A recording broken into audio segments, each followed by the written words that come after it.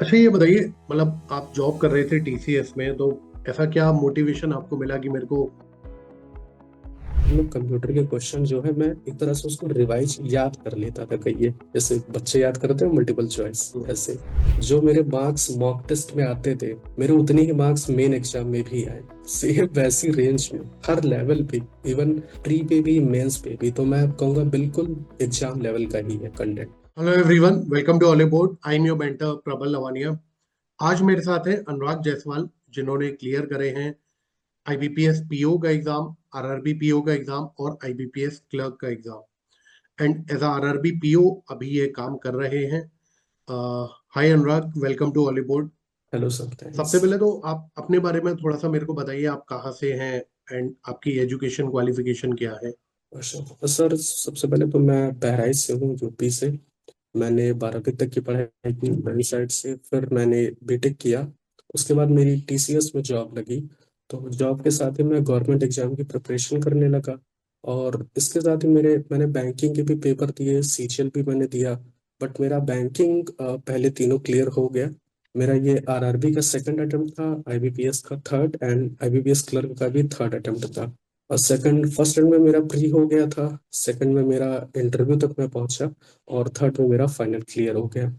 अच्छा, ये बताइए, मतलब आप जॉब कर रहे थे टीसीएस में, तो ऐसा क्या मोटिवेशन आपको मिला कि मेरे को गवर्नमेंट जॉब करनी चाहिए। मतलब घर पे आप कोई कोई ऐसा है जो गवर्नमेंट जॉब में है, जो आपको लगा कि नहीं, ये सर, गवर्नमेंट जॉब की तरफ जाना चाहिए। एक्चुअली मेरे सिस्टर हैं, बैंक में पीओ हैं, पंजाब ओके। सिंध बैंक में। तो उसी ओके। के कारण, और मैं टीसीएस में कर रहा था, तो एक्चुअली मेरा ट्रेड जो था वो कोर फील्ड का नहीं था।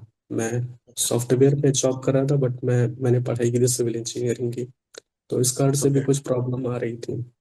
और इसीलिए मैंने फिर गवर्नमेंट एग्जाम का शुरू किया प्रिपरेशन, और मेरा फिर बैंक क्लियर हो गया इस कारण से। अच्छा, जब आपने प्रिपरेशन स्टार्ट करी तो कौन से सब्जेक्ट में आपको सबसे ज्यादा प्रॉब्लम आई, मतलब आपको लगा कि मेरे को इस सब्जेक्ट में थोड़ा ज्यादा मेहनत करनी पड़ेगी, और कौन से सब्जेक्ट आपको थोड़ा इजियर साइड पे लगे। सर, सबसे पहले तो मैंने जो प्रिपरेशन शुरू किया, तो मतलब मुझे जो एक अच्छा सब्जेक्ट लगा, जी मैं कहूँगा रीजनिंग मुझे सबसे बेहतर लगा। ओके। और ओके। मैथ में तो हमेशा बाकी लोगों की तरह दिक्कत आई ही थोड़ी, तो इसलिए मैंने मैथ पे ज़्यादा टाइम दिया। और इंग्लिश में कहूँगा इजी टू मॉडरेट रही मेरे लिए। इंग्लिश ना ओके। कभी मुझे बहुत कठिन ही लगी, ना ही एकदम इजी लगी कभी। और आपने जैसे जो तैयारी करी, जैसे थर्ड अटेम्प्ट में आपका ये तीनों एग्जाम क्लियर हो गए, तो शुरू के जो दो अटेम्प्ट आपके थे, मतलब जो 2 साल आपका जो टाइम पीरियड था, उसमें कहाँ क्या लैग कर रहा था कुछ, अगर आप याद हो आपको थोड़ा बहुत। सर, फर्स्ट राउंड में तो मैं कहूँगा शायद मैंने मेंस का मैंने प्रिपरेशन नहीं किया था अच्छे से। तो मेरा प्रीलिम्स तो, हालांकि आईबीपीएस क्लर्क का मेरा प्री नहीं हुआ, बट वो जो एक अंतर था फाइनल, वो सिर्फ मेरा 3 नंबर से नहीं हुआ था। आई ओके। थिंक 81.5 कट ऑफ गई थी और मेरे 78.5 मार्क्स थे। तो बस वो थोड़ा सा ही अंतर रह गया था। और अगली बार मैंने मेंस के लिए पूरा टाइम दिया, अच्छे से पढ़ाई की। और इस वजह से मेरा सेकंड में मैं आईबीपीएस का इंटरव्यू भी मैंने दिया, बट फाइनल लिस्ट में नहीं हुआ। ओके। मतलब प्रीलिम्स के साथ जब आपने मेंस को भी कंसीडर किया और मेंस की तैयारी भी साथ में की, जी तो सर। कहीं ना कहीं वो चीज़ें हेल्पफुल हुई।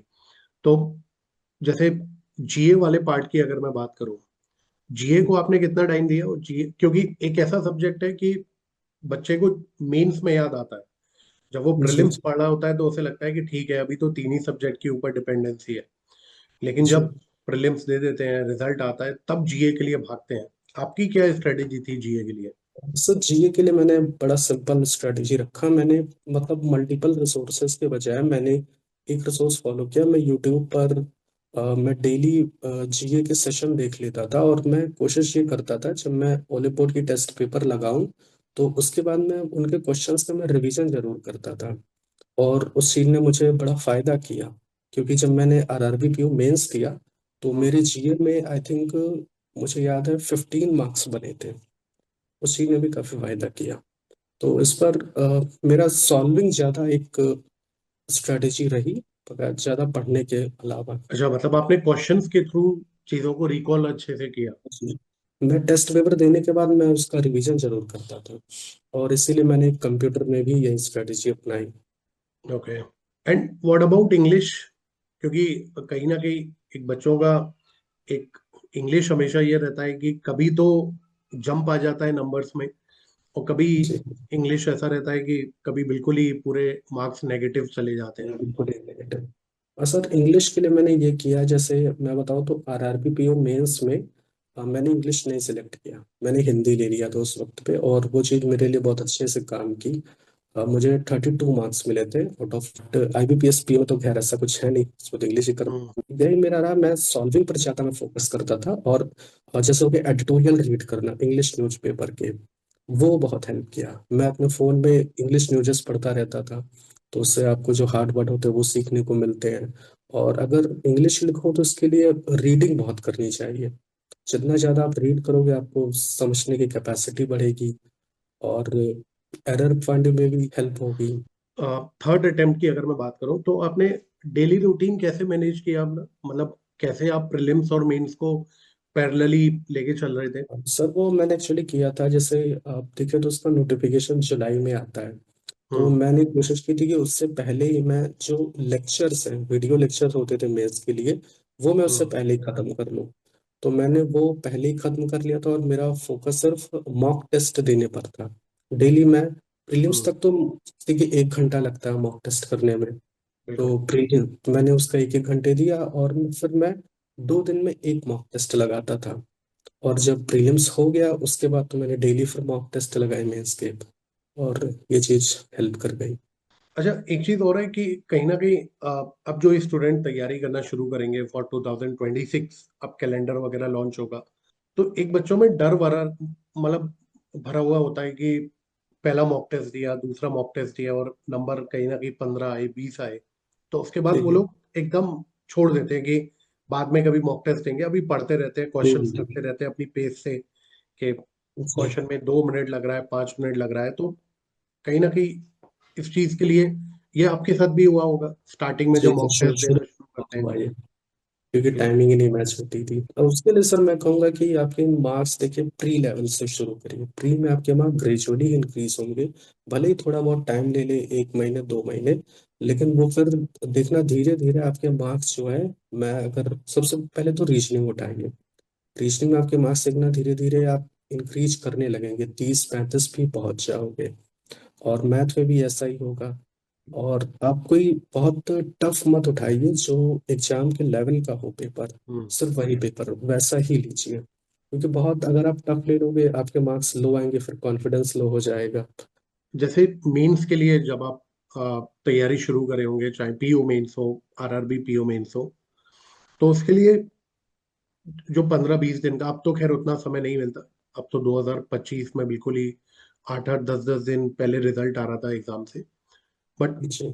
आपके टाइम पे 15-20 दिन लगभग मिल जाते थे, 15-20 दिन। तो वो, ऑलमोस्ट 1 मंथ हो जाता था। हाँ, तो उस पर्टिकुलर टाइम पे आपकी क्या स्ट्रेटेजी रहती थी, मतलब कौन से टॉपिक्स को या कौन से सब्जेक्ट पे आप ज्यादा फोकस करते थे? सर उस वक्त तो मैं ये करता था, मैं सबसे पहले तो मेरा शुरुआत होती थी पढ़ाई की, मैं जीए का सेशन लिखता था। हम्म। और उसके बाद मैं पूरा फुल टेस्ट लगाता था पेपर, तो उसमें करीब 3 घंटे लग जाते थे। और उसके बाद मैं उनका रिवीजन करता था। तो मैं उस वक्त वो 1 महीना था कि मैंने तीनों पेपर्स, तीनों सब्जेक्ट को मैंने इक्वल वेटेज दिया। कंप्यूटर के लिए मैंने हमेशा यही किया कि मैं पूरा मॉक टेस्ट देता था, उसके बाद में कंप्यूटर के क्वेश्चन जो है मैं एक तरह से उसको रिवाइज याद कर लेता था, कहिए जैसे बच्चे याद करते हैं मल्टीपल चॉइस हम्म। ऐसे। तो ये चीज़ कंप्यूटर में भी हेल्प की। और रही बात टाइपिंग की, तो टाइपिंग मैंने 4 या 5 टाइपिंग के मॉक टेस्ट दिए थे, और उसमें मेरा वर्ड लिमिट रीच हो रहा था, तो उसमें वो दिक्कत नहीं किया मेरे लिए। अच्छा, एक आपने सब्जेक्ट बताया हिंदी वाला, कि ये जी बहुत सारे लोगों के लिए, क्योंकि बहुत सारे स्टूडेंट हैं आरआरबी को ऑप्ट इसीलिए करते हैं क्योंकि हिंदी का पेपर वो दे पाएंगे। आपने हिंदी के लिए जी। कुछ अलग से पढ़ा था या कुछ अलग से तैयारी करी थी, या फिर हाँ, नॉर्मली हिंदी दिया था? सर नॉर्मली मैं कहूँगा मैंने हिंदी के लिए एक्चुअली मैंने कोई क्लास भी नहीं ली, मैंने सिर्फ ओनली बोर्ड के मैं मॉक टेस्ट लगाता था। और मैंने मॉक टेस्ट के बाद, और मतलब मैं क्या कहूँ कि पेपर का लेवल ऐसा था या क्वालिटी कंटेंट बिल्कुल सेम टू सेम एग्जाम जैसा ही होता। मैंने सिर्फ उतना ही किया, सिर्फ ओनली बोर्ड के मॉक लगाए हिंदी के लिए, और कहीं से कुछ नहीं पढ़ा। नहीं, तो जैसे जो लोग आरआरबी का एग्जाम देंगे और अगर जी वो हिंदी देना चाह रहे हैं तो हिंदी और जी इंग्लिश में, मतलब हिंदी कंपैरेटिवली इजी है। जी हाँ, मैं कहूँगा कंपेरेटिवली इजी है, क्योंकि हम अब देखिए हम यूपी गए हैं, नॉर्थ गए हैं, तो यूज तो हिंदी से है ही। और कोई भी अगर आपको लैंग्वेज सीखने के लिए आपको उसमें पढ़ना काफी चाहिए, रीड अलॉट, एडिटोरियल्स पढ़िए, न्यूज़पेपर तो जरूर पढ़ना चाहिए हिंदी के लिए, हिंदी या इंग्लिश किसी भी भाषा के लिए मैं कहूँगा। अच्छा, इंटरव्यू में कैसा रहा आपका? सर मैंने इंटरव्यू गाइडेंस प्रोग्राम लिया था ओले बोर्ड से। तो इंटरव्यू में मैं कहूँगा उन्होंने कुछ क्वेश्चन मुझसे जो जनरल बैंकिंग होती है, जैसे प्रैक्टिकल क्वेश्चन भी लोगों ने पूछे। मुझसे पूछा कि बताइए केसीसी लोन कितने समय में एनपीए हो जाएगा, और ये सब भी उन्होंने पूछा। जमीन का अगर रिकॉर्ड दिखना हो तो हम कौन से कागज यूज करते हैं। इवन उन्होंने ये भी मुझसे पूछा कि अगर आप एंटरप्रेन्योरशिप करना चाहते हो तो क्या करोगे, ये सब चीजें भी। ये तो आपके कोर फील्ड से रिलेटेड पूछा, सिविल से रिलेटेड, कोर क्योंकि फील्ड से मैं कहूँगा कुछ नहीं पूछा। मैं जो जैसे अब बैंकिंग के लिए मैं दे रहा हूँ, तो उन्होंने जो क्वेश्चन आते हैं कि जैसे एक चीज तो और पूछा था कि अगर कैश की कमी हो जाए क्या करोगे, ये सब चीजें प्रैक्टिकल क्वेश्चन पूछे इंटरव्यू में। एंड एक्सपीरियंस कैसा था आईबीपीएस पीओ वाला और आरआरबी पीओ वाला?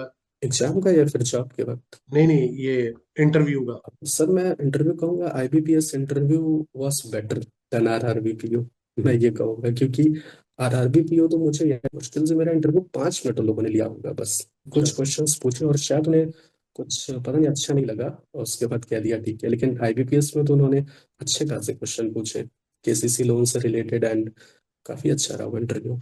अच्छा, कॉलेज बोर्ड पे जो मॉक टेस्ट वगैरह है, उनका जी लेवल मतलब, बहुत सारे स्टूडेंट्स हैं वो बोलते हैं कि सर ये वाला मॉक टेस्ट थोड़ा टफ है, सर क्लर्क के हिसाब से टफ है या पीओ के हिसाब से, आपको ये फील हुआ या फिर up to the examination level था? पर मैं तो ये कहूँगा, मैं मतलब 2024 में मैंने दिया, तो अब ना जाने उस साल कैसा कंटेंट का क्या था, मुझे बिल्कुल सेम टू सेम एग्जाम जैसा ही लगा। और आप मानोगे नहीं, जो मेरे मार्क्स मॉक टेस्ट में आते थे, मेरे उतने ही मार्क्स मेन एग्जाम में भी आए, सेम वैसी रेंज में, हर लेवल पे, इवन प्री पे भी मेंस पे भी। तो मैं कहूँगा बिल्कुल एग्जाम लेवल का ही है कंटेंट। अच्छा, जो लोग ये इंटरव्यू देखेंगे और they want to prepare for 2026 exam, उनके लिए आप कुछ बताना चाहें, कोई गाइडेंस देना चाहें? सर मैं पहले तो मैं कहूँगा, अगर आपको शुरू करना है एकदम बेगनर लेवल से कर रहे हो, तो आप क्लर्क के मॉक टेस्ट से शुरुआत करो, क्योंकि वो इजी भी होते हैं। वहीं से उठाओ तो धीरे धीरे आपका फाउंडेशन बनेगा। फिर एकदम से आप पीयू लेवल का अगर आप प्री भी उठा लोगे, तो अगर वो नहीं होंगे तो लो कॉन्फिडेंस हो जाएगा। चलिए, thank you so much Anurag, and congratulation once again. Thank you.